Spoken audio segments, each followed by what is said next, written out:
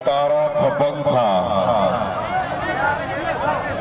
न तारा खपन था न के चंद्र घुर्जे न यूरोप न को एशिया खंड घुर्जे लाहौर गुजरात पिंडी पिशावर न कोहे मरीमा काई कुंड घुर्जे तुझी तोखे जन्नत खुदा शाल बख्शे मुखे बस रिवाई मुझे सिंध घुर्जे।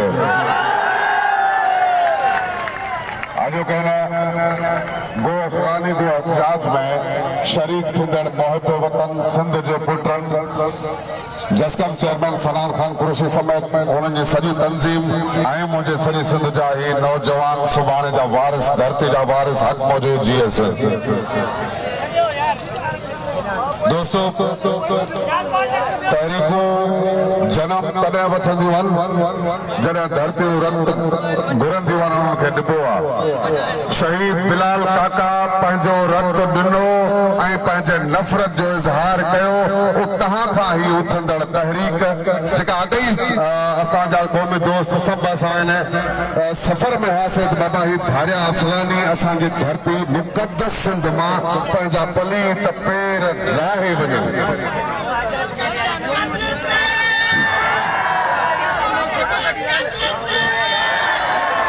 पर शहीद बिलाल काका जो रत एतिरो त कीमती हुयो जो जेतिरा रत जा फुड़ा हुन धरती ते किरिया सिंध जो नौजवान बुढ़ो बच्चो सभिनी उथी हकल करे चयो त गो अफगानी गो जीएस। ये जेका सिंध में लहर उथी आहे ऐं इहा का गैर कानूनी कोन्हे।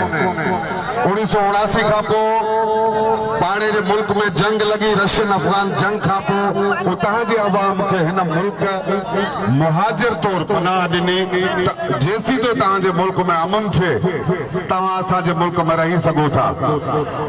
ऐं उन्हनि माण्हुनि हिते अची करे पोइ जेको असांजे सिस्टम जी कमज़ोरी हुई नादरा में वेठल के दलाल के धारे जा फर के गद्दार जिन बटन हज़ारनि ते पंहिंजे अमड़ जो सौदो कयो जेको मां जो सौदो करे उन खे बेगरत खां वॾी गार निभी आहे।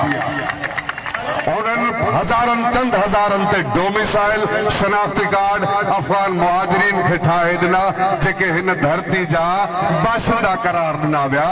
उन्हनि ते उन्हनि मिल्कियतूं ख़रीद कयूं। सिंधी क़ौम खे हीरोइन जी ख़बर कोन हुई, सिंधी क़ौम खे क्लैशनकोफ जी ख़बर कोन हुई। असां त मोहब्बत करण वारा माण्हू आहियूं। ही त मोहब्बत करण वारी धरती आहे जेका गुलाब जा गुल ॾींदी आहे।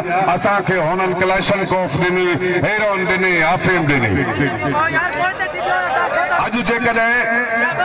अॼु जेकॾहिं सिंध में चइनी पासे जेका बदअमनी जीतियूं क्लैशनकोफूं जेके हज़ारे किलोमीटर करे सिंध पहुचनि थियूं जेका सभिनी सियासी समाजी इदारनि सरकारी इदारनि खे ख़बर आहे त ही हथियार अचनि किथां था छो त सिंधी क़ौम कारतूस बि नाहे ठाहींदी।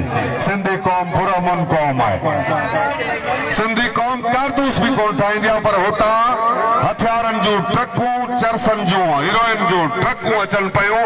सभिनी इदारनि खे ख़बर आहे त सिंध में तबाही फैलाईंदड़ अफगान वाना वज़ीरस्तान जो पछाण आहे जिन हिते अचे होटलनि जी आड़ में मंशियात विकिरो था कनि। हुननि जा होटल लाइन जा होटल ॾिसंदो त ज़ेरे ज़मीन तहखाना आहिनि जिन ते ट्रकूं चरसनि जूं हीरोइन जूं रखनि था हथियारनि जूं रखनि था ऐं उहो पोइ हिन मासूम नादान क़ौम ते इस्तेमालु थिए थो। सो सिंधी क़ौम को बि गैर कानूनी इख़लाक़ी ऐं जमहूरी नारो असांजो इहो हक़ आहे ऐं पंहिंजी धरती असांजो वतन आहे। सिंध असांजो वतन आहे ऐं सिंध वतन जी हिफ़ाज़त हर गैरतमंद पुट ते फ़र्ज़ आहे।